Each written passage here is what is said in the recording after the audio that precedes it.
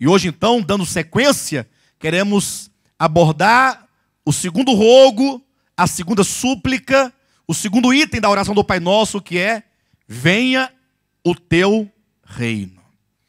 Talvez muitos cristãos orem dizendo: Senhor, venha o teu reino. Mas o que significa, de fato, esse clamor? Eu perguntaria a vocês, você tem no seu coração esse desejo? Que o reino de Deus venha?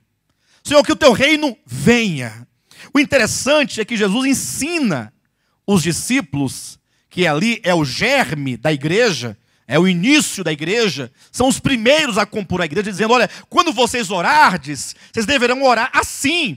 O que significa que Jesus ensina a nós, igreja, mesmo que estamos aqui na ponta, aqui no século 21, mas Jesus nos ensina, nós como igreja, a orarmos dizendo: Pai Nosso, ou Pai Santo, que o teu reino venha.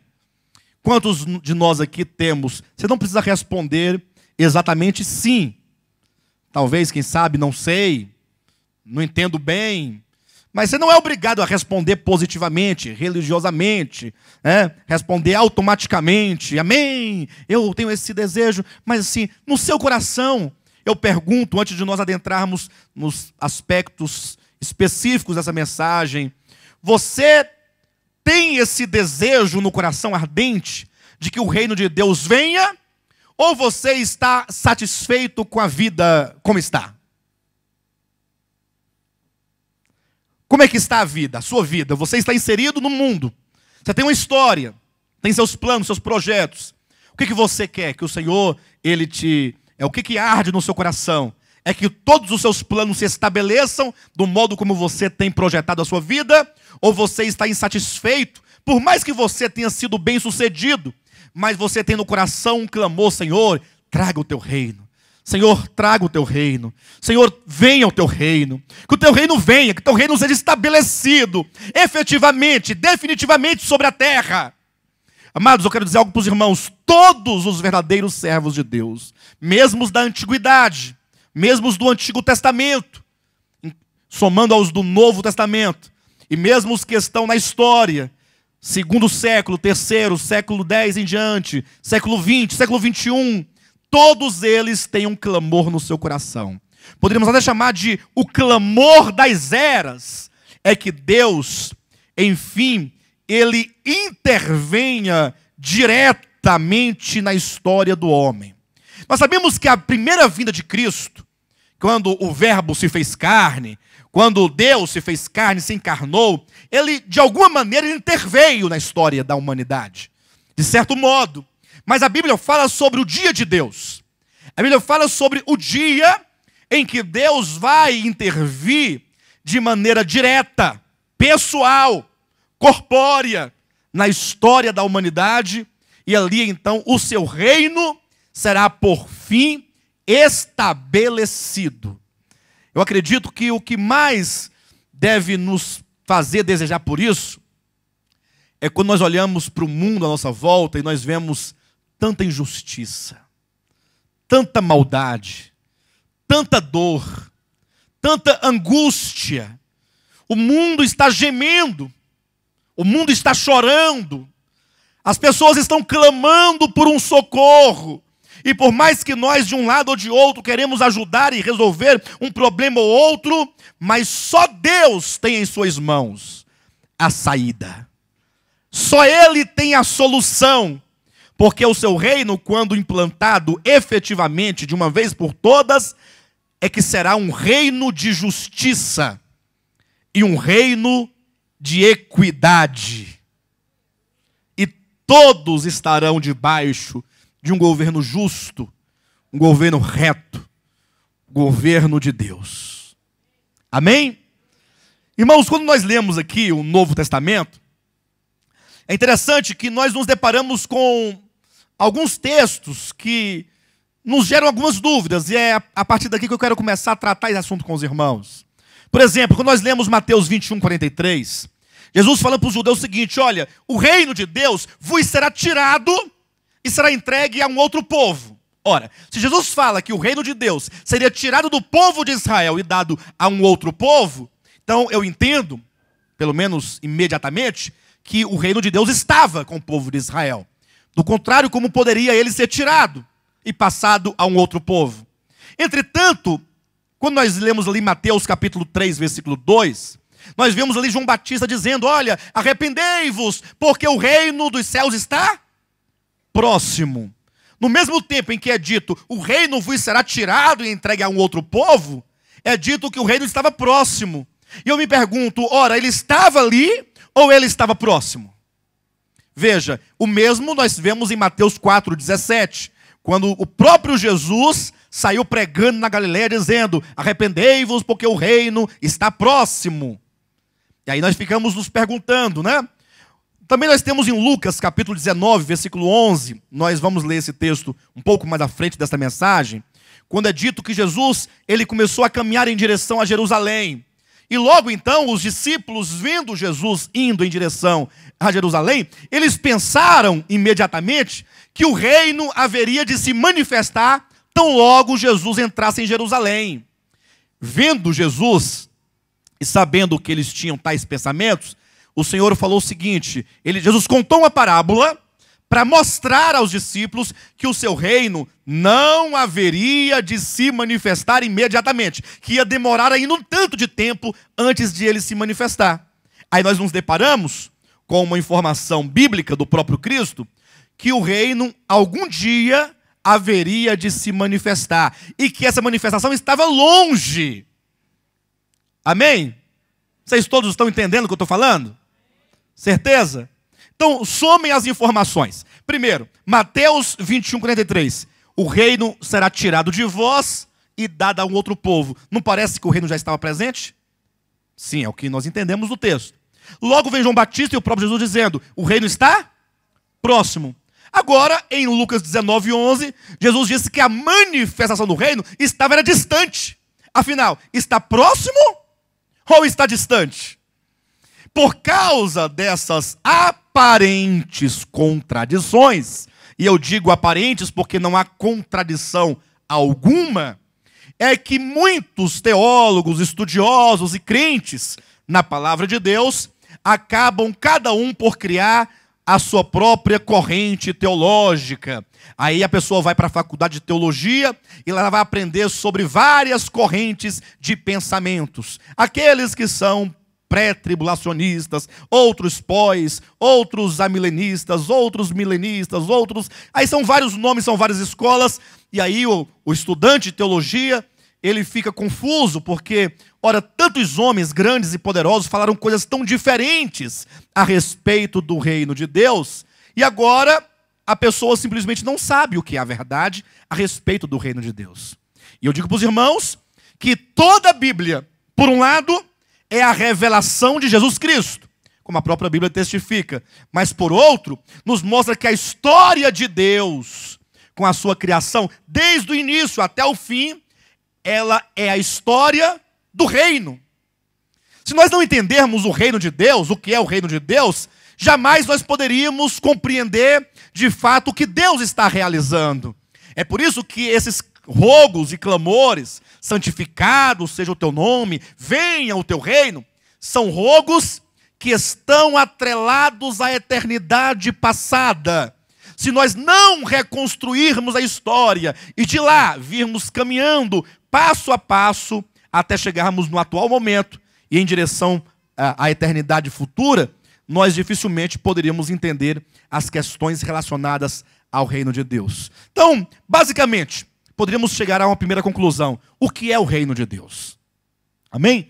O que é o reino de Deus? Logo, nós vamos definir como que Deus, ao longo das eras, veio trabalhando a questão do seu reino. Mas devemos começar por essa pergunta que é essencial: o que é o reino de Deus?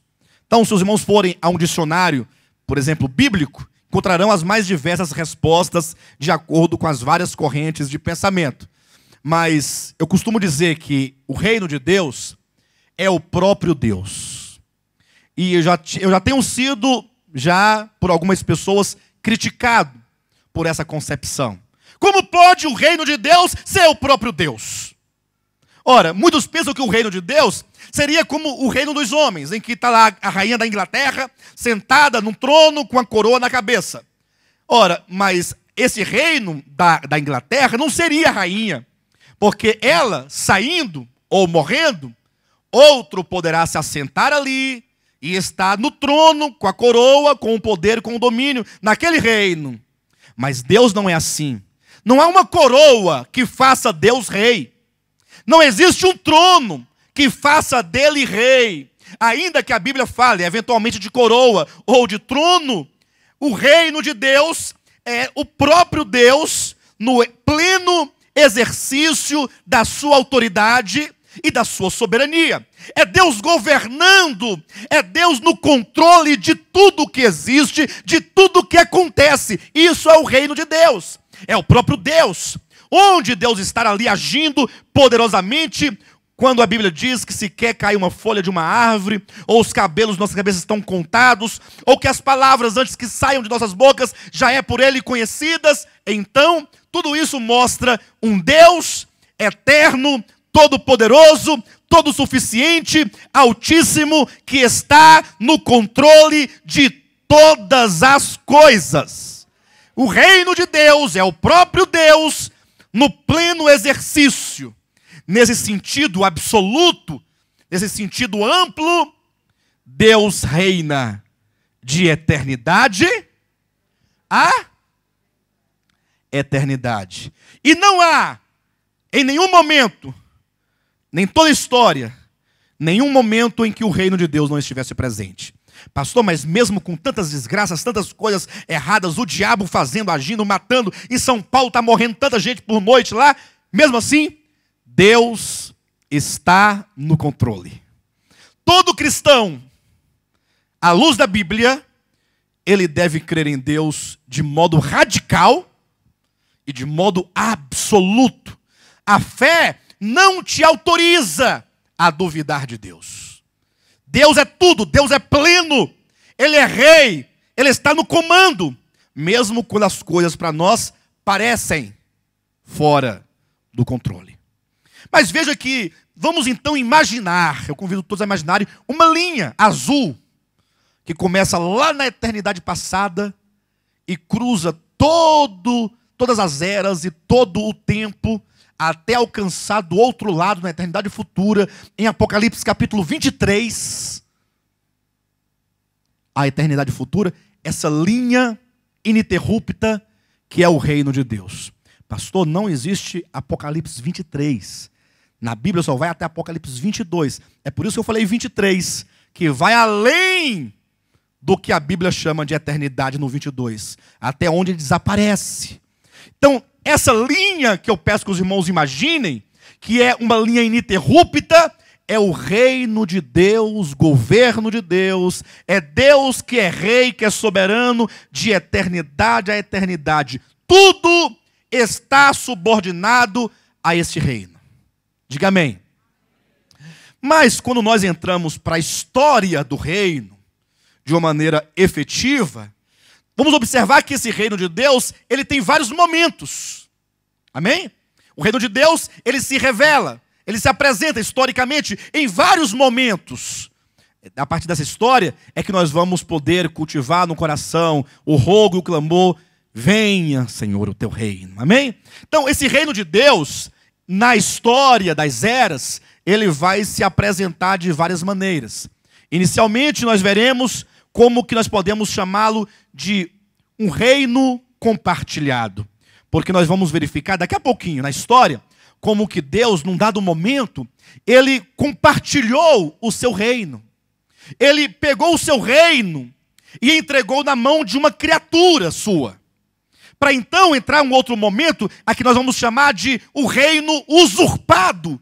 Quando essa criatura que recebeu das mãos de Deus esse reino, ele usurpou para si, ele tomou para si. E ele falou: olha, eu agora serei semelhante ao Altíssimo, e eu vou governar, e eu vou exaltar o meu trono. Então houve um momento em que esse reino de Deus pode ser chamado de o reino usurpado. Mas logo na história, o próprio Deus se faz homem, vem à terra para tomar de volta esse reino. Vocês lembram daquele versículo de João capítulo 12, versículo 31? Quando Jesus fala aos seus discípulos, dizendo o seguinte: olha, chegou o momento de ser expulso o príncipe deste mundo? Quando ele diz isso, ele está dizendo assim, olha, eu sei que este mundo tem um príncipe, tem um governante sobre este mundo, mas eu vim para expulsá-lo daqui. Eu vim para tirar das suas mãos esse reino que, embora tenha sido a ele dado, mas foi por ele usurpado. De maneira que quando Jesus falou que o rei, que o príncipe seria expulso, ele se referia à sua morte. Ou seja, a maneira de Deus, de Cristo ali, recuperar o seu reino um dia usurpado, foi mediante a sua morte na cruz do Calvário. Logo em diante, nós vamos encontrar que a igreja de Jesus Cristo sobre a terra é o reino. Depois veremos que lá na frente no Apocalipse, Jesus virá na sua segunda vinda para implantar efetivamente o seu reino sobre a terra. Momento no qual será declarado, agora sim veio a salvação e o reino, e Jesus passou a reinar. Então, o reino, ele vai, ali ao longo das eras da história, se mostrando com várias faces e em várias fases. De maneira que isso é maravilhoso. Nesse segundo aspecto, nós vamos dizer que o reino de Deus é a esfera onde ele domina. Num aspecto mais amplo, o reino de Deus é o próprio Deus, no pleno exercício da sua autoridade e da sua soberania. Agora, no segundo plano, menor, mais específico, vamos ver o reino de Deus como sendo a esfera, a atmosfera, o ambiente no qual o Senhor exerce diretamente o seu governo, o seu poder, a sua autoridade e o seu domínio. Para tanto, eu quero que os irmãos abram suas Bíblias no livro do Apocalipse, capítulo 4 e capítulo 5. A partir desses dois capítulos, eu quero remontar com os irmãos a história do reino de Deus desde a eternidade passada. Bem, capítulo 4 de Apocalipse, nós temos aqui uma visão. Na Bíblia dos irmãos está intitulada A Visão do Trono de Deus, capítulo 4 de Apocalipse. E assim nos é dito, depois dessas coisas olhei, e eis não somente uma porta aberta no céu, como também a primeira voz que ouvi, como de trombeta ao falar comigo, dizendo, sobe para aqui e te mostrarei o que deve acontecer depois dessas coisas. Imediatamente, eu me achei em espírito, e eis armado no céu um trono, e no trono alguém sentado.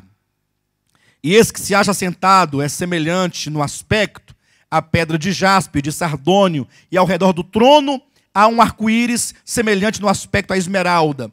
Ao redor do trono há também 24 tronos, e assentados neles 24 anciãos vestidos de branco, em cujas cabeças estão coroas de ouro.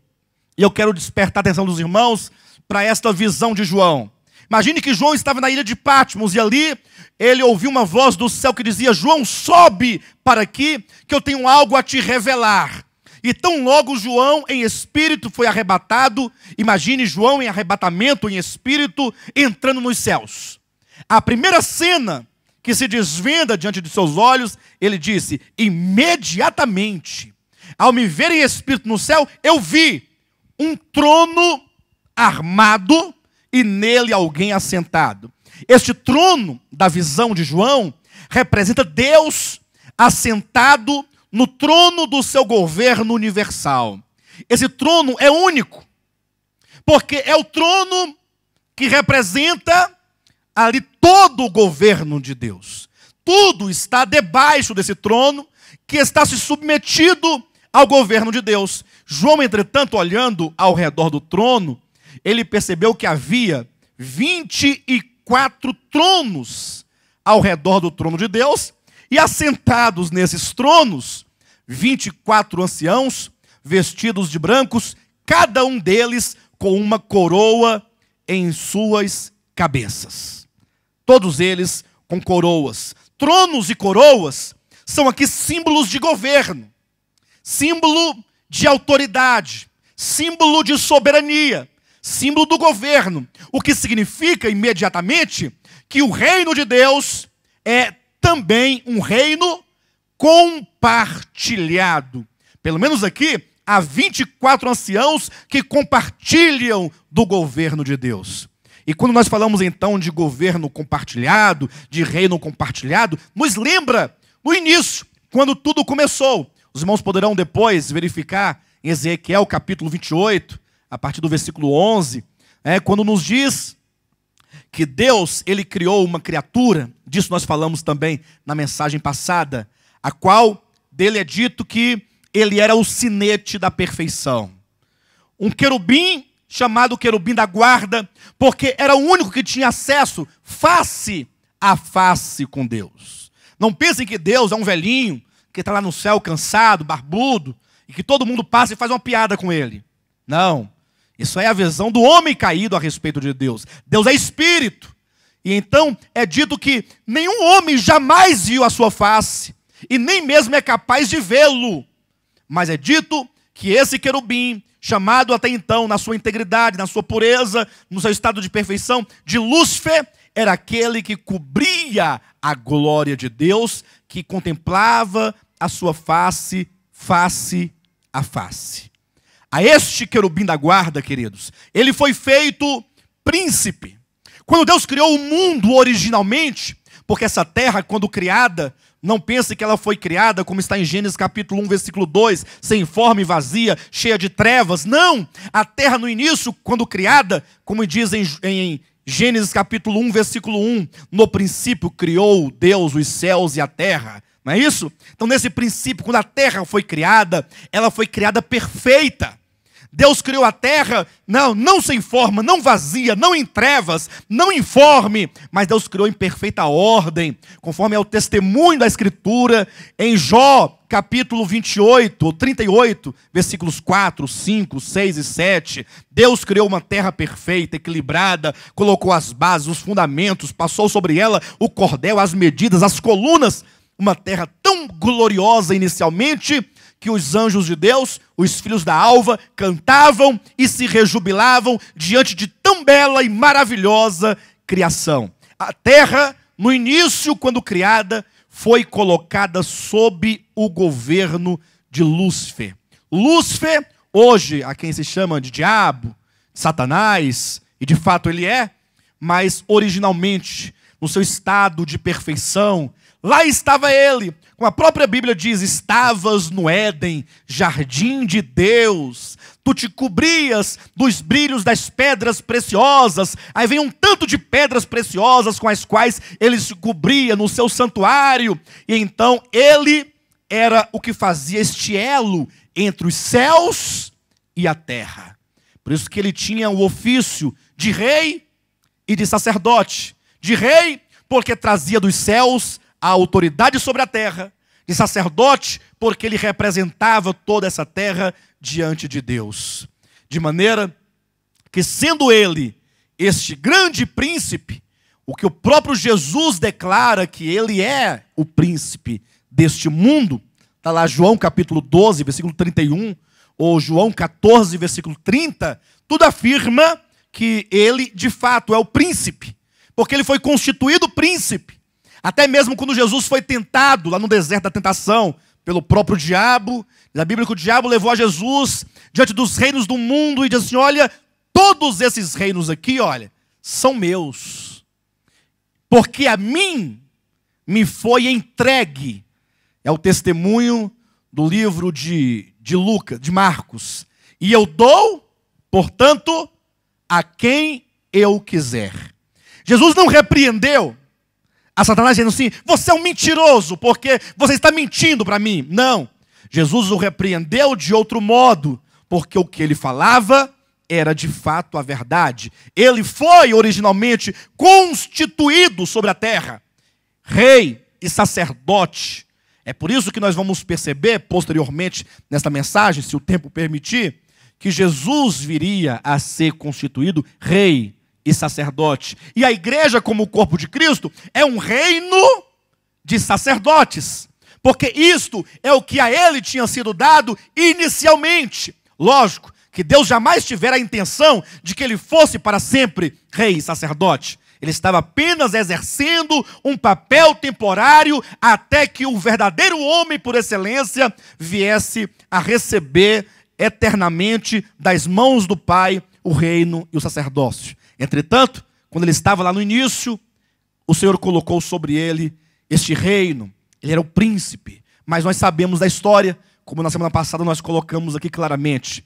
Ele se orgulhou no seu coração e ofendido, certamente, porque Deus haveria de criar uma criatura que era o homem, esse sim seria a imagem de Deus. Então nasceu no coração de Lúcifer o pecado. Nasceu no coração de Lúcifer a rebelião. E ali, no coração de Lúcifer, começa como um germe de todos os problemas do universo.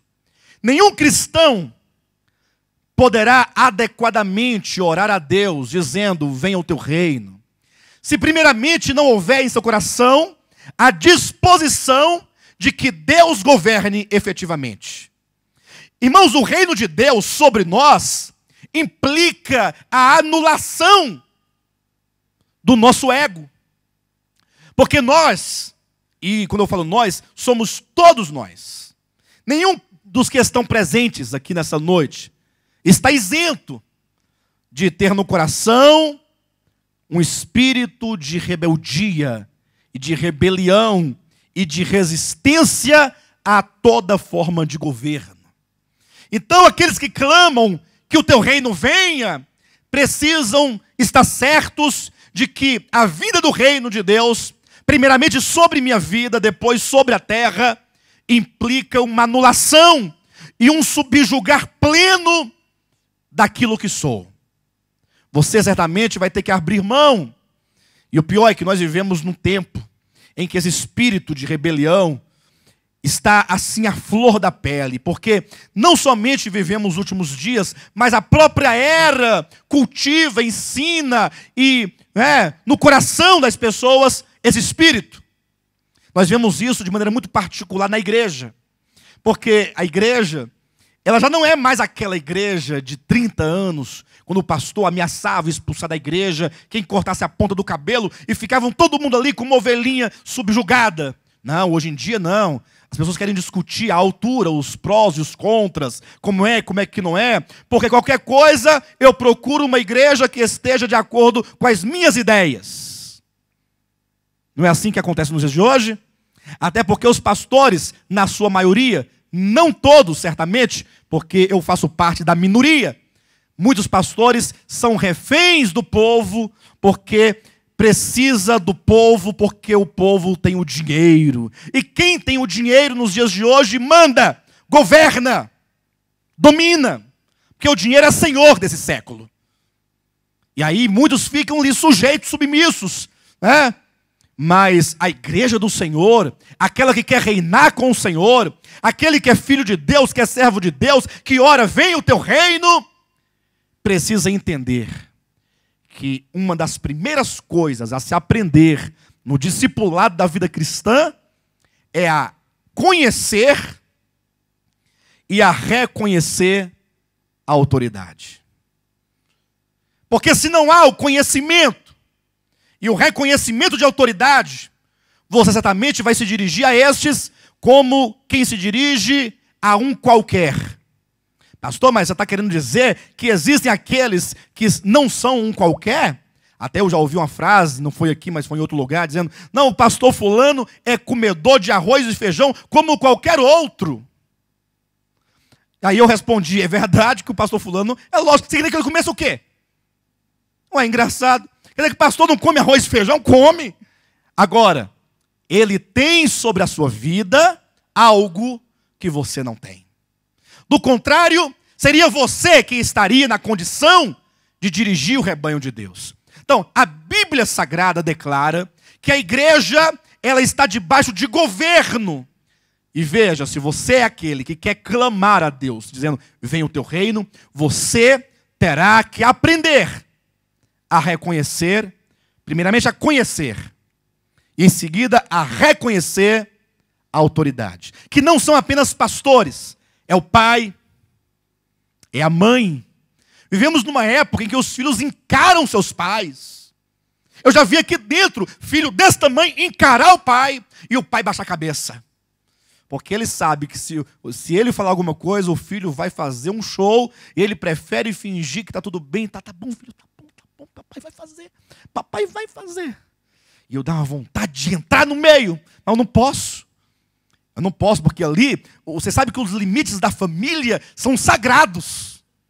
E são invioláveis. A família, o pai, a mãe, ninguém pode violar essa área. Ninguém pode entrar numa família e querer se meter. Por isso que tem famílias acabando por causa de sogra, se metendo no átrio sagrado que é a família. Ninguém pode entrar. Família, ali ó. Aí fica esperando um momento. Mas o pastor pode? Pode depois, com cautela, com amor, para ensinar os pais a como proceder. Mas filhos, muitas vezes, encaram seus pais, olham na face do pai, como Nirode é dito que ele olhava na face de Deus. Quem pode olhar a face de Deus? Todos devem se curvar diante dele com o rosto na terra. Mas Nirode, ele olhava olho no olho. Quero ver se tu destróis novamente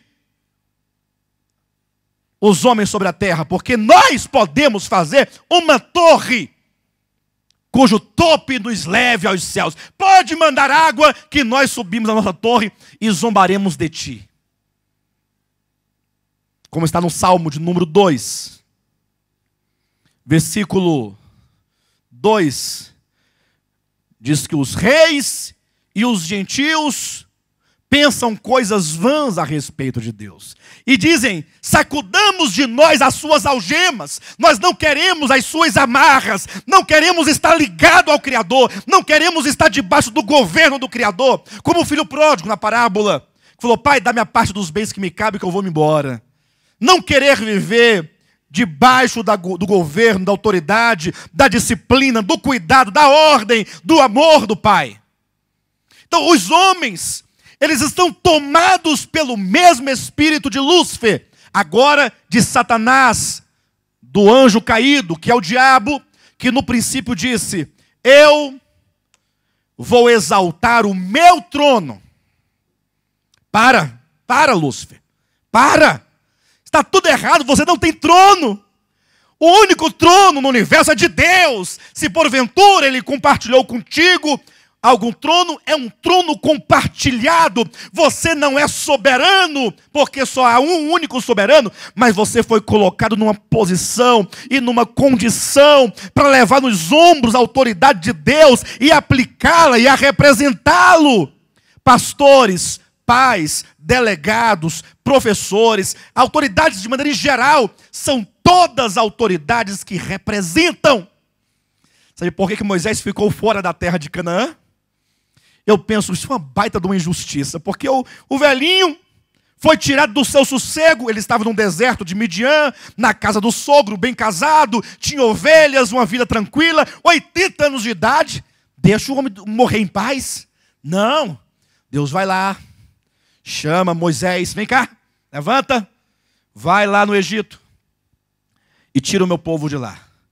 Depois que Moisés tira o povo, pensa, que povo, como diz a Bíblia, povo de dura cerviz. Irmãos, o povo é difícil, o povo é complicado, cada pessoa é uma cabeça, cada cabeça é um mundo, ninguém entende o povo.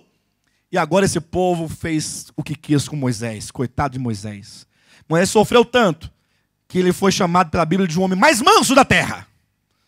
Porque do contrário, ele tinha matado o povo tinha matado a ele, ou ele tinha abandonado o povo. Mas não, ficou 40 anos conduzindo o povo no deserto. 40 anos o povo xingava, ele orava.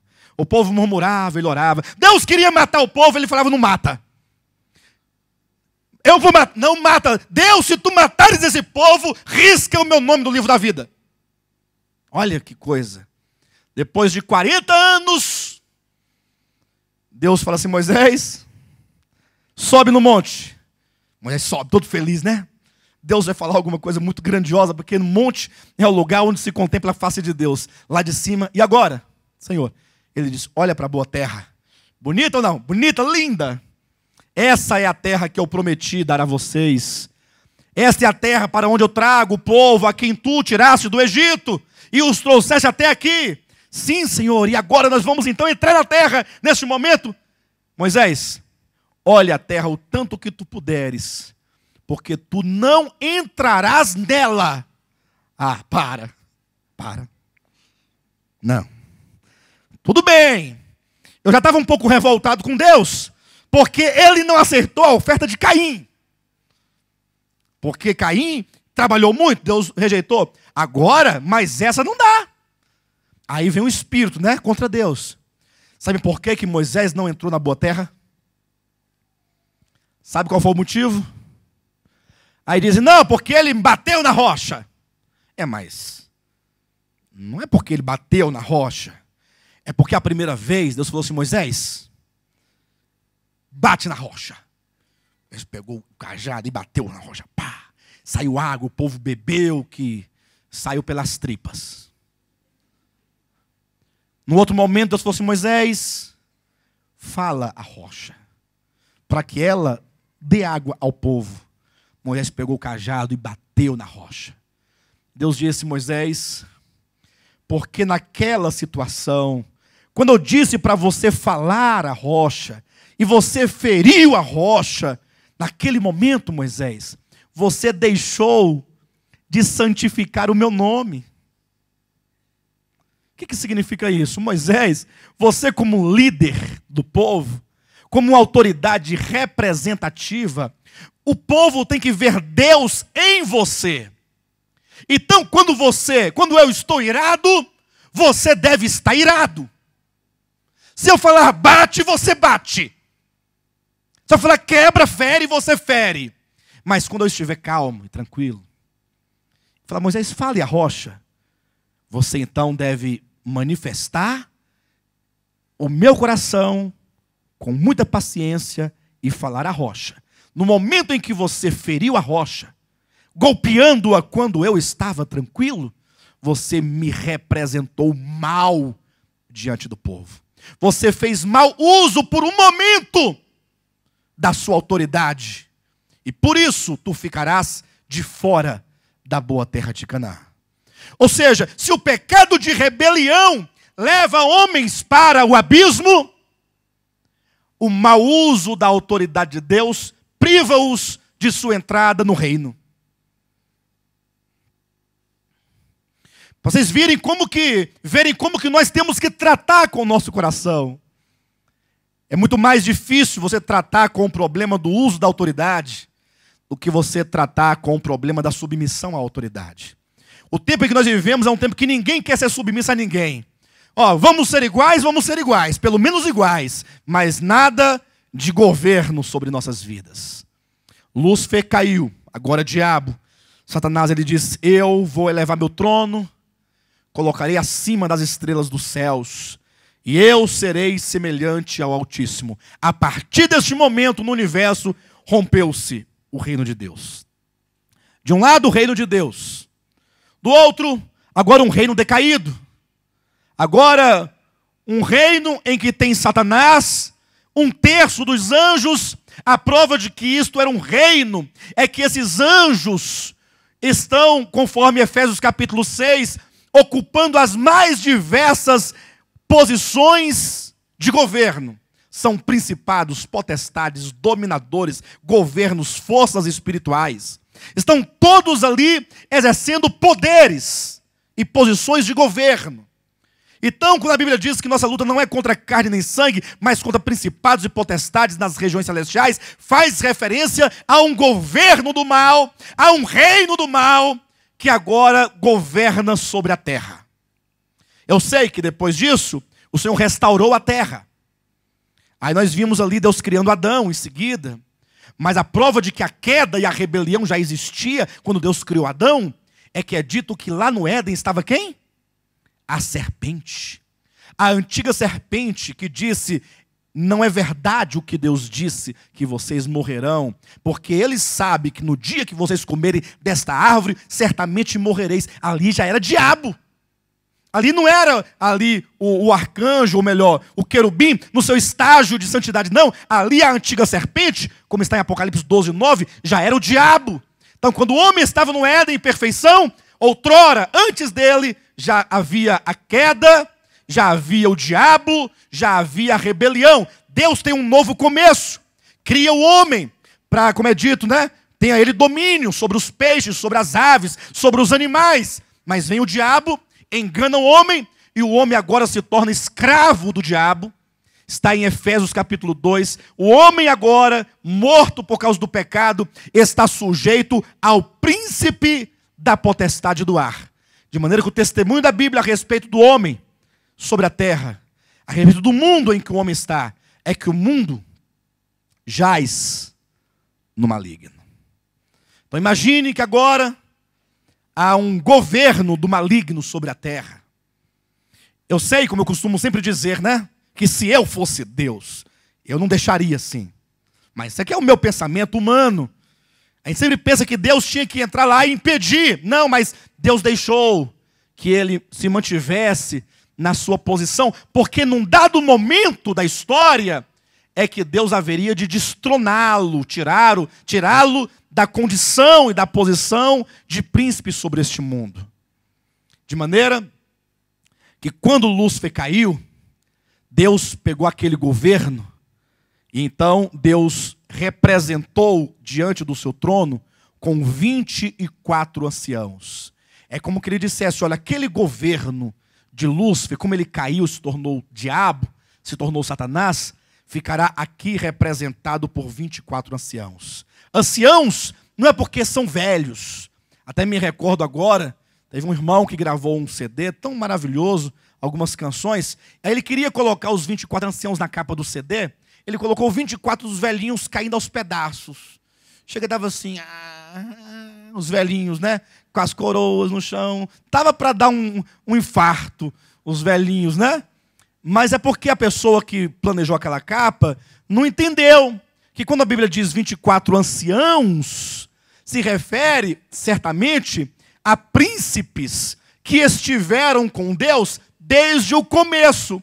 Ancião no sentido não somente de uma maturidade, mas de um conhecimento da história desde o seu início, quando Deus no início criou todas as coisas.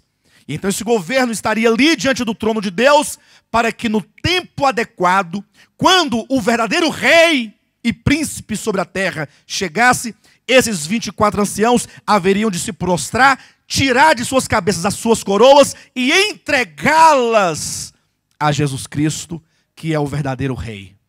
Mas então, desde então, nós temos esses tronos que representam, e debaixo deles, Lúcifer, agora Satanás, agora diabo, ali agindo debaixo de um governo de Deus. Mas ainda agindo, mas ainda trabalhando, até o momento em que o Senhor Jesus viria à terra. Aí nós vimos na Escritura Sagrada, no capítulo 5 de Apocalipse, você pode abrir. Em seguida, ao capítulo 4, em que mostra o trono e os 24 tronos, nos é dito: vi na mão direita daquele que estava sentado no trono um livro, escrito por dentro e por fora, de todo selado, com 7 selos. Vi também um anjo forte que proclamava em grande voz: quem é digno de abrir o livro e de lhe desatar os selos? Ora, nem no céu, nem sobre a terra, nem debaixo da terra, ninguém podia abrir o livro, nem mesmo olhar para ele. Eu chorava muito, porque ninguém foi achado digno de abrir o livro, nem mesmo de olhar para ele. Todavia, um dos anciãos me disse: não chores. Eis que o leão da tribo de Judá, a raiz de Davi, venceu para abrir o livro e os seus 7 selos. Versículo 6, atente para isso. Então vi, no meio do trono e dos 4 seres viventes, e entre os anciãos, de pé, um cordeiro como tendo sido morto. Ele tinha 7 chifres, bem como 7 olhos, que são os 7 Espíritos de Deus enviados por toda a terra. Veio, pois, e tomou o livro da mão direita daquele que estava sentado no trono. E quando tomou o livro, os 4 seres viventes e os 24 anciãos prostraram-se diante do cordeiro, tendo cada um deles uma harpa e taças de ouro cheias de incenso, que são as orações dos santos.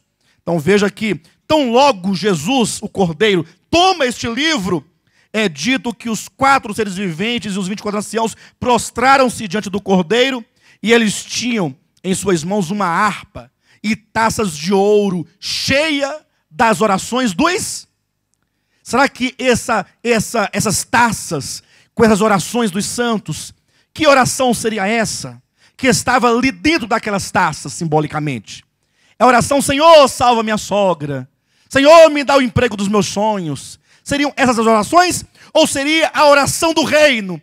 Pai nosso que estais nos céus, olha, que o teu nome seja santificado, que o teu reino venha. Quando se oferecem essas orações, são orações que estão, na verdade, não somente relacionadas, mas são orações que dizem a respeito do cumprimento da vontade de Deus. Porque quando é dito que na mão do Pai havia um livro, nesse livro escrito por dentro e por fora, ali estão escritos tudo aquilo que Deus fará para dar o desfecho da história. Se ninguém fosse capaz de abrir aquele livro, a história seria uma história sem fim. Seria uma história de rebelião sem fim. O diabo seria diabo eternamente. E aí ele teria êxito naquilo que ele pensou e naquilo que ele determinou. Eu vou exaltar o meu trono e eu vou governar do lado norte do universo. Mas neste livro está ali na economia escatológica de Deus, como Deus vai dar cabo de toda rebelião. De maneira que quando é dito que ninguém, nem no céu, nem na terra, nem debaixo da terra podia sequer olhar para aquele livro, João entra em desespero e começa a chorar. Ah, Senhor, então nós estamos aqui como igreja, aguardando pelo desfecho da história. Agora simplesmente ninguém é digno, ninguém é capaz, ninguém é suficientemente poderoso para pegar esse livro, abrir o livro, desatar os seus selos. Quando de repente é dito: veio, pois, o Cordeiro e tomou o livro da mão direita. Quando ele pega aquele livro, é dito que começou a haver um cântico nos céus. Os 4 seres viventes, os 24 anciãos, logo pegaram as orações dos santos e levaram diante dele e entoavam, versículo 9, novo cântico, dizendo, atenção: digno és de tomar o livro e de abrir-lhe os selos, porque foste morto, e com teu sangue compraste para Deus os que procedem de toda tribo, língua, povo e nação. E para o nosso Deus os constituístes reino e sacerdotes, e reinarão sobre... Veio Cristo. Quando ele veio, é dito que ele disse: olha, chegou o momento de ser expulso o príncipe deste mundo. Acompanhe comigo este momento. Ora, como é que seria expulso o príncipe deste mundo? Jesus iria à cruz. A obra de redenção.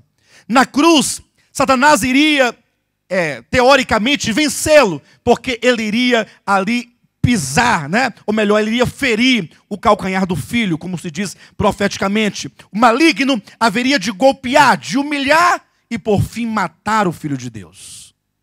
Ali, teoricamente, pensava-se: ah, então o maligno venceu, porque ele foi morto. Só que a morte de Cristo, na verdade, era a maior manifestação e expressão do caráter de Deus. Todo o universo podia contemplar ali um Deus manso, um Deus puro, um Deus santo, cujas intenções são as melhores, ao passo que Satanás era revelado como mal, perverso, profano, maligno, demônio, diabo, porque ali todo o universo podia contemplar o ódio, né, no coração de Satanás, ali matando a Jesus Cristo por intermédio de homens maus e perversos. Por isso que é dito que aquele seria o momento de ser expulso o príncipe. O sangue de Cristo não somente compra de volta o reino e reconcilia esse reino com Deus, como também ali é revelado o coração de Deus e é revelado quem é Satanás. A obra de recuperação do universo para Deus, a obra de santificar o nome de Deus, só se dá por intermédio da revelação. Não é uma questão de você tentar convencer alguém com algumas provas, teoricamente falando, apresentando textos, isso ou aquilo. É uma obra que acontece dentro do coração, não somente dos homens, mas de todas as criaturas do universo. De maneira que quando Jesus ressuscitou, ele declarou aquelas belas palavras que dizem: toda a autoridade, veja, me foi dada nos céus e na terra. O reino, naquele momento, ao mesmo reino que fora usurpado, agora fora o quê? Recuperado. Porque toda a autoridade me foi dada, disse Jesus, nos céus e na terra. Ah, Jesus, então, glória a Deus, porque agora o Senhor já está com toda a autoridade, então a história acabou. Basta que o Senhor pegue o diabo e os homens ímpios e faça um saco deles tudinho num saco só, joga no lago de fogo e vamos agora reinar com o Senhor. Não é isso? E aí tudo estará resolvido. Veja que o texto disse que o Senhor comprou para Deus o Pai homens de toda tribo, língua, povo e nação e os constituiu reino. Os irmãos sabiam que com a morte e ressurreição de Cristo, Jesus não somente ele recebeu esse reino, mas ele nos constituiu um reino. Deixa eu perguntar para os irmãos aqui, quantos aqui foram comprados pelo sangue do Cordeiro? Só se você foi comprado. Se você não foi, pastor, eu não sei se eu fui comprado, então é porque não foi. E quem não sabe é porque não recebeu ainda o sacrifício. Bem, você sabe então que você, uma vez comprado, você foi constituído um rei no reino de Deus? Você é rei no reino de Deus? Embora muitas vezes nós somos vencidos pelos mais vis sentimentos. Tropeçamos, somos vencidos por pecados tão banais. Mas a grande verdade é, Jesus te comprou e você foi constituído reino. Diga assim, eu fui comprado pelo sangue de Cristo e fui constituído reino de Deus. A igreja é o reino de Deus. Eu não disse a igreja do reino de Deus. Eu disse que a igreja é o reino de Deus. Mas aí nós entramos numa era de paradoxos, numa era de contradições. A igreja é o reino, e então o reino não virá? Como é que se dá essas questões? E aí nós entramos no último ponto, que eu quero apresentar para os irmãos, que o reino de Deus, segundo a revelação do Novo Testamento, tem 3 aspectos. Um aspecto espiritual, de essência, de natureza, que é a realidade do reino, mas há um aspecto de mera aparência. É aquilo que parece ser, mas que de fato não é. Mas é a aparência do reino. E haverá também o que a Bíblia chama de manifestação, então, desse reino. Uma vez que o Senhor, ele venceu, e toda a autoridade lhe foi dada nos céus e na terra, ele agora fala assim, olha, a primeira coisa que eu devo fazer é constituir no interior, no espírito, no coração de todos aqueles a quem eu comprei, eu quero constituir o meu reino dentro deles, de maneira que eles e o reino serão então uma coisa só. Abra sua Bíblia no livro de Lucas, capítulo 17, rapidamente. Lucas, capítulo 17, versículo 20. Diz assim, interrogado pelos fariseus sobre quando viria o reino de Deus, Jesus lhes respondeu, não vem o reino de Deus com visível aparência. Nem dirão ei-lo aqui ou lá está, porque o reino de Deus está dentro de vós. Bem, nós sabemos que essa expressão dentro de vós não é uma expressão adequada, né? Na verdade, o texto diz literalmente que o reino de Deus está no meio de vós. Jesus não estaria aqui afirmando que o reino de Deus estava dentro dos escribas e fariseus. Não, mas estava no meio deles. Os irmãos poderão consultar qualquer léxico do grego e perceberá que está dentro tem um significado extensivo de estar no meio de vós. E, portanto, algumas traduções trazem a expressão no meio de vós. A prova é que o próprio texto diz assim, olha, nem dirão ei-lo aqui ou ei-lo lá. Porque quando ele diz, o reino não vem em visível aparência, é porque quem é que estava no meio deles naquele momento? Era Jesus. O reino estava presente, mas quantos podiam ver ali o reino de Deus? Imagine você no tempo de Cristo. Estava ali o Nazareno, como homem, cabelos compridos, muito provavelmente, devido à cultura da época, talvez de barba, não sei, com as roupas do seu tempo, com as sandálias do seu tempo. Quantos olhando para Cristo diria, eis aqui o reino de Deus? Eu sei que em alguns momentos, alguns lances do Evangelho, ele foi aclamado o reino, como nós temos em Marcos, capítulo 11, quando ele entra triunfalmente em Jerusalém, as multidões aclamavam dizendo, bendito o reino que vem em nome do Senhor. Mas quantos ali de fato podiam olhar para aquele Nazareno e ver o reino? Agora que ele diz, eu sou a videira verdadeira e vós, igreja, sois os ramos. Agora que ele constituiu os seus redimidos como o reino de Deus, eu pergunto, quantos podem olhar para a igreja e ver o reino de Deus? Quando você olha para o seu irmão à sua direita ou à sua esquerda, você vê o reino de Deus? Ou você vê o filho da irmã Maria, do irmão José, da irmã Joaquina? Olha para o irmão do seu lado. Você está vendo aí o reino de Deus? Não, fala a verdade. Está vendo o reino de Deus? Ou está vendo aquele irmão chato que é uma beleza? Hã? É difícil ver o reino de Deus, né? É porque o reino de Deus, ele vem inicialmente, como em Cristo, o protótipo desse reino, ele vem invisível, porque ele vem dentro dos crentes. É como que ele dissesse, olha, na verdade eu vou trazer o meu reino, mas eu vou começar governando corações. Antes de governar nações, eu quero governar corações, governar mentes, governar almas, governar vontades. De sorte que se a igreja é o reino de Deus, então Deus governa na igreja. Mas não é que ele governa aqui dentro, não, dentro de nós que somos a igreja. E é por isso que há um problema, porque não somente o mundo não pode ver na igreja o reino de Deus, como nós mesmos, às vezes, não conseguimos ver que Deus reina dentro de nós.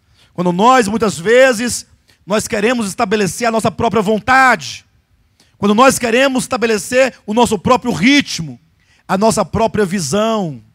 Se tem uma coisa que é esquisito, é a igreja. No aspecto prático. Mas no aspecto bíblico, espiritual e em realidade, é o reino de Deus. Razão porque o apóstolo Paulo disse aos Coríntios, né, que nós a ninguém mais conhecemos segundo a carne. Eu não posso olhar para a igreja e vê-la segundo a carne. Porque se eu começar a olhar segundo a carne, eu vou ver um tanto de problemas. É o irmão problema, é a irmã problemática, é o irmão sem futuro, é o outro que não tem juízo, é o outro que é isso. Mas, se eu começar a olhar a igreja do ponto de vista daquilo que ela é o reino de Deus, porque Deus veio habitar o coração de todo aquele que crê, e agora de dentro de nós, Ele quer governar as nossas almas. Eu sei que nós temos pregado e ensinado que o Senhor irá reinar sobre a terra, e que nós queremos reinar com Ele. Mas veja, só irão reinar com o Senhor sobre a terra aqueles que hoje permitem que Deus reine dentro do seu coração. Eu não estou dizendo de usos e costumes, porque por muito tempo o povo de Deus se submeteu a doutrinas de homens. Você mesmo é testemunha de quantas vezes você se submeteu a doutrinas de homens, achando que estava agradando a Deus, achando que estava debaixo do governo de Deus, enquanto você estava debaixo do jugo dos homens. Mas o governo de Deus vai além das coisas. Não é um governo que pede para você deixar disso ou daquilo. Não, é um governo, uma autoridade, um domínio, um reino, que ele fala assim, olha, filho, permita-me que eu dirija as suas vontades. Mas, Senhor, é porque a minha vontade é de ir por aqui. A sua vontade é que eu vá por ali. E aí eu fico entre a minha vontade e a vontade do Senhor, aí eu faço logo a minha vontade. Porque eu sou ignorante mesmo. O Senhor sabe que eu sou ignorante. O Senhor sabe que eu sou da Paraíba. Então, o Senhor diz, não, filho. A obra hoje do reino de Deus é a igreja enquanto reino, ainda que o mundo não veja, que o mundo não reconheça, é uma obra de governo dentro de nós. O Senhor quer nos governar. Aí você precisa ouvir a voz do Senhor. Você tem que ser daqueles que falam, sim, Senhor, qual é a tua vontade? Infelizmente, nós sofremos aqui um grande problema. As pessoas, elas requerem o pastor. Às vezes não serve nenhum outro pastor do ministério. Tem que ser o pastor Alexandre, muitas vezes. Faz questão. Está com problema de casamento, digamos. Eu digo, pessoal, eu não vou resolver o seu problema. Até que se eu pudesse resolver, eu resolveria. Você me dá autoridade para resolver? Eu entro na sua casa e resolvo. Mas não é assim. Eu só posso aconselhar. Então, os conselhos, se extraídos da verdade de Deus, que é a Bíblia Sagrada, é a voz de Deus, que ensina o caminho, que ensina o comportamento, que ensina o procedimento. E eu pergunto, quantas almas que são reino de Deus, que tem Deus dentro delas, dizem, sim, Senhor, eu quero seguir a tua vontade. Eu quero que o teu reino se estabeleça dentro de mim. Eu não vou perguntar, eu vou perguntar, mas eu não quero respostas com as mãos. Você quer o reino de Deus governando a sua vida? Pensa um pouco, pensa, não fala amém não. Calma. Às vezes o amém é um tanto precipitado. Porque você sabe o que significa? Senhor, governa-me então, governa-me, vai. Como diz aquela canção, minha mãe fala assim, minha mãe fez uma versão para a música que os irmãos cantam, a gente também canta aqui. Aquela música do Zaqueu, como o Zaqueu, minha mãe fez uma versão. Depois ela vai mostrar para os irmãos qual é a versão dela. Ela modificou toda a letra, porque ela falou assim, eu não vou cantar isso. Não que seja errado a canção, a letra. Mas porque ela fala, não, eu vou pedir para Deus entrar na minha vida e quebrar as estruturas. Se ele começar a quebrar as estruturas, vai me arrebentar. Então, eu falo, não, o Senhor já entrou na minha vida, e pronto, e vai devagar. Não quebra não. Porque o reino dentro de nós é para quebrar estruturas. Estruturas culturais, estruturas do pecado, estruturas da religião, estruturas de uma alma mesquinha, de uma alma egoísta, de uma alma que não aceita governo, de uma alma revoltada, de uma alma cheia de ressentimentos, cheia de mágoas. O reino de Deus em nós é dar uma nova direção. E aí você, quando fala sim, Senhor, você aceita o falar do Senhor, você se submete ao falar do Senhor, isso vai causar uma profunda dor. Aí você vai experimentar o que diz a Escritura. Quem quiser vir após mim, negue-se a si mesmo. Dizer não para o que eu acho, dizer não para a minha vontade, dizer não para as minhas paixões, dizer não para tudo o que eu sou, e dizer sim ao Senhor, e sim ao Senhor, na dependência, na oração, ali buscando, contemplando a face de Deus, e aí Ele vai fazendo a obra, de maneira tal, que na medida em que Ele vai fazendo essa obra de quebrar estruturas, Ele vai edificando novas estruturas. Novas vontades, novas emoções. Vai havendo uma transformação, de sorte que quanto mais você recebe de Deus, vai doer menos, porque você vai sendo conformado à imagem de Jesus Cristo. Então a igreja, ela tem essa fase de é a realidade do reino dentro de nós. Há um texto aqui no livro de Lucas, capítulo 19, abra por gentileza, quando é dito que, a partir do versículo 11, olha, ouvindo eles essas coisas, Jesus propôs uma parábola, visto estar perto de Jerusalém e lhes parecer que o reino de Deus havia de manifestar-se imediatamente. Então veja, falamos primeiramente em realidade, o reino em realidade. É o reino dentro de nós que não pode ser visto pelos olhos humanos. Mas logo, diz a Bíblia, sobre a manifestação do reino. Então vamos colocar esses dois pontos de maneira clara. Nós somos o reino de Deus em realidade. Mas o reino de Deus, em algum dia, ele há de se manifestar. E essa questão de ser e de manifestar pode até parecer simples, né? Porque hoje nós dizemos que somos. Amanhã queremos que isso se manifeste. Entretanto, há entre o ser e a manifestação o que nós chamamos de aparência do reino. Vocês lembram lá das parábolas de Jesus em Mateus capítulo 13? A parábola do semeador, quando a palavra do reino foi semeada no coração. Aí vem a segunda parábola, que é quando aqueles que receberam a mensagem do reino, que nasceram de novo, que foram regenerados, cuja terra, coração, era uma terra boa e deu fruto de 30, 60 a 100 por um. E agora, na segunda parábola, esses homens, essas pessoas, elas agora foram transformadas em sementes do reino, de sorte que agora o Filho do Homem semeia o seu reino sobre a terra. A segunda parábola nos mostra agora o semeador não mais semeando a palavra no coração. Isso foi a parábola do semeador. Agora ele pega os filhos do reino. Você é filho do reino?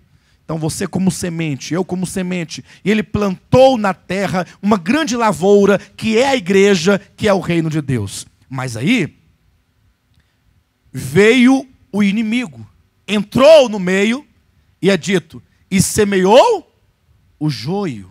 O joio são os filhos de quem? Diz a Bíblia. Os filhos do maligno. De maneira que a partir de então, do que se anuncia profeticamente nessa parábola, agora não havia apenas o reino de Deus em natureza interior. Havia também algo muito parecido com o reino de Deus. De sorte que havia no meio do verdadeiro reino de Deus pessoas que não eram reino de Deus, mas que porque eram muito parecidos com o trigo, se passavam na aparência com o reino de Deus. Vocês sabiam que o reino de Deus tem sofrido ultimamente uma aparência? Todos dizem, sou filho de Deus. Todos dizem, sou servo de Deus. Aceitei Jesus. Todos têm uma Bíblia na mão. Todos confessam crer nela. Há centenas e milhares de pastores, muitos pregando um tanto de coisas antibíblicas, mas dizendo em nome de Jesus, chamando outros de herege. Mas isso é a aparência. O próprio Jesus declarou que o seu reino teria a influência no seu meio de joio, de filhos do maligno semeado no meio do povo de Deus. De maneira que hoje você não tem como exatamente definir quem é quem. É certo que pelos frutos, diz a Bíblia, nós conhecemos. É verdade. E até eu diria que aqui no nosso meio, não é que não tem joio, deve ter uma meia dúzia de joio, mas é aquela questão, dificilmente aqui o joio prevalece. Por que dificilmente? Porque o joio aqui não tem muito espaço, ele não tem jeito para o joio. A palavra, toda vez que é ministrada, é para falar que Deus é soberano, que a salvação é pela graça, é pregando o reino de Deus, é a vontade de Deus, e todos têm que submeter a Ele. Então o joio fica um pouco perdido. Às vezes vem, aí vai embora, outros ficam resistindo de cara feia, né? Tentando atrapalhar, tentando criar situações embaraçosas. Mas o joio, ele foi profetizado. Ele estaria no meio do povo de Deus como aparência. Mas um dia, esse reino, ele há de se manifestar. Lógico, naquele tempo, no tempo da manifestação, os verdadeiros filhos de Deus vão se revelar como tais. E o joio, a aparência, aqueles que pensavam ser, eles serão certamente retirados. A Bíblia fala que o próprio Senhor é que vai separar o joio do trigo, para que prevaleça apenas aquilo que é do Senhor, que é de sua seara. Mas veja que é dito então, que quando os judeus pensavam que o reino estava perto de se manifestar, o Senhor contou uma parábola dizendo, versículo 12, então disse, certo homem nobre partiu para uma terra distante com o fim de tomar posse de um reino e voltar. Olha só, queridos, um homem partiu para uma terra distante com o objetivo de tomar posse de um reino e então, olha, que homem é este dessa parábola? É Jesus. E que terra distante é esta para onde ele partiu, para que então voltasse de lá? É os céus. Então, aqui fala de Cristo que partiu para os céus. Ele foi tomar posse do reino, para então voltar e prestar contas com os seus súditos, com aqueles a quem ele incumbiu a responsabilidade de multiplicar os seus dons e os seus talentos. Então é dito que este homem, tendo ele partido, chamou 10 servos seus e confiou-lhes 10 minas e disse-lhes, negociai até que eu volte. Se você é um cidadão desse reino, saiba que você recebeu, nem que seja uma mina do Senhor. Pastor, o que é uma mina? Bem, vamos falar em termos de valores. Você recebeu, quem sabe, uma quantia em dinheiro, para você multiplicar isso, trabalhar isso. Esse dinheiro simbólico são os dons espirituais. São mesmo os talentos que o Senhor te deu. É a sua família, são os meios, os recursos, tudo aquilo que você julga ter, que é do Senhor, não é seu, são os meios que Ele te supriu para que você granjeasse isso e resultasse em lucro para o reino de Deus. Então veja, talvez você seja um médico, um advogado, um professor, ou qualquer outra profissão, não importa qual seja. Em cada um de nós estamos em algum setor, temos alguns bens, temos pessoas, temos coisas que Deus colocou em nossas mãos que devem ser convertidas e revestidas para o reino de Deus. De maneira que eu te pergunto, o que você está fazendo com aquilo que Deus te deu? O reino de Deus, ele vai se manifestar por ocasião da segunda vinda de Cristo. Ele voltará. E quando ele voltar, todos nós compareceremos diante dele. E ele vai prestar contas, nós vamos prestar contas, ele vai pedir contas de cada um de nós. Talvez você tenha recebido uma mina, ou 10 minas, ou 5 minas.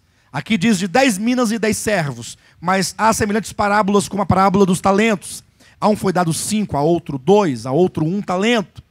E é dito então nessa parábola que um servo seu, por ocasião da volta do seu senhor, falou, Senhor, olha, tu me deste uma mina e eu granjeei e agora ela foi multiplicada em outras 10. E o Senhor dirá, servo bom e fiel, foste fiel no pouco, terás autoridade sobre 10 cidades. Veja que esse que multiplicou uma em 10, ele é louvado pelo Senhor, servo bom e fiel. Mas é dito de um outro, no versículo 18, veio o segundo dizendo, Senhor, a tua mina rendeu 5. Então este também granjeou, e esse também multiplicou pela metade do outro. Quer dizer, trabalhou menos. E a este é dito, terás autoridade sobre 5 cidades. Ele também vai reinar. Mas no texto não há o louvor do Senhor, mas vai reinar. Foi positivo o trabalho. Mas logo, versículo 20, veio outro dizendo, eis aqui, Senhor, a tua mina que eu guardei embrulhada num lenço. Ou seja, Senhor, é o seguinte, eu não quis me envolver com a tua obra. Eu não quis me envolver com o teu reino. Eu sempre achei muito complicada essa questão de se envolver, não é? Com o teu reino, com as tuas coisas. Eu preferi o seguinte, eu peguei essa mina, deixei guardada, eu fui cuidar da minha vida. A este é dito assim, versículo 22, servo mau, por tua própria boca te condenarei. Sabias que eu sou homem rigoroso, que tiro o que não pus e ceifo o que não semeei? Segundo as palavras do próprio servo. Por que não puseste o meu dinheiro no banco, e então na minha vinda o receberia com juros? E disse aos que o assistiam: tirai-lhe a mina e dai-a ao que tem as 10. Eles responderam, ou ponderaram: Senhor, ele já tem 10. Pois eu vos declaro, a todo o que tem, dar-lhe-á, mas ao que não tem, o que tem, lhe será tirado. É o que diz lá em Apocalipse capítulo 2, não é? Guarda o que tens, para que ninguém tome a tua coroa. É o que João diz na sua segunda carta. Ele diz que nós devemos nos esforçar para recebermos um completo galardão. Então vejam, muitos naquele dia vão perder o direito na manifestação do reino, como está lá no livro de Apocalipse capítulo 19, a partir do 11, agora veio a salvação, agora veio o reino. Quando Jesus, ele intervir na história, ele vai se manifestar, os céus serão rasgados, o Senhor descerá à terra de modo pessoal. O Senhor virá à terra de maneira corpórea, e ele vai não somente julgar, mas vai estabelecer sobre a terra o seu reino de justiça e de equidade. E muitos dos santos que fizeram uso daquilo que o Senhor deu, reinarão com ele sobre nações. Eu sei que os crentes querem ir para o céu, mas Apocalipse capítulo 2, versículo 26 e 27, diz que aqueles que vencerem, estes vão reinar com Cristo sobre nações. Quando, por fim, atenção, quando por fim, o reino que Jesus conquistou de volta na cruz do Calvário, for agora efetivamente estabelecido sobre a terra, momento no qual, conforme Apocalipse capítulo 20, Satanás será preso e algemado e trancado no abismo por 1000 anos. Nesse tempo, Jesus vai governar sobre a terra, não especificamente na terra, mas sobre a terra. E eu quero reinar com Jesus. E o meu querer talvez não seja suficiente, porque eu preciso agora, movido pelo querer, proceder. De maneira que muitos que naquele dia serão aprovados, digamos que você seja aprovado, e você for louvado pelo Senhor, você poderá inclusive receber galardão de outra pessoa. Aquela pessoa que deveria receber um determinado galardão, poderá perdê-lo pela sua negligência, e você poderá receber o seu galardão. Já imaginou? Naquele dia, se eu falar assim: servo bom e fiel, servo Alexandre, você vai reinar sobre 10 cidades. Aí eu estou todo feliz que vou reinar sobre 10 cidades, daqui a pouco, pega mais 10 e dá para ele, agora são 20. Mas eu não era 10, mas essas 10 é do Mildo, e o Mildo perdeu. Então, você vai reinar sobre as cidades dele. Ou poderia ser o inverso, né? Que ele recebesse o meu galardão. Aquilo que cabia a mim será dado a outro. E isso parece um pouco cômico, mas será muito trágico naquele dia, quando diante do Senhor nós nos virmos despidos e o Senhor julgar então as intenções do coração. De todo modo, nós aguardamos por esse momento da manifestação do reino de Deus. No dia da vinda de Cristo, o seu reino há de se manifestar, e então o Senhor vai reinar efetivamente. Então todos aqueles que têm essa visão e essa compreensão do que é o reino de Deus, de como se deu na história a usurpação, a redenção, a realidade, a aparência e então a manifestação, todos esses podem orar com o entendimento, dizendo: Senhor, venha o teu reino. Que o teu reino se manifeste, que o teu reino seja, enfim, estabelecido. Somente os que amam ao Senhor e a sua vontade, amam, ou melhor, desejam por esse grande dia da manifestação do reino de Jesus Cristo. Naquele dia, muitos vão ficar decepcionados, mas muitos se alegrarão juntamente com o Senhor. Amém? Eu quero ser destes que se alegram. E você? Também deseja estar com o Senhor naquele dia e reinar com Ele? Então aprenda esta lição. O Senhor quer hoje governar a sua vida. E o caminho prático para que isso aconteça é que você abra mão de tudo aquilo que você é, para que a palavra de Deus, tal como se encontra na Bíblia Sagrada, se estabeleça. Lute contra você mesmo. Lute contra as suas defesas. Jogue suas armas fora. E humilhe-se diante do Senhor, que no tempo determinado Ele vos exaltará. Amém?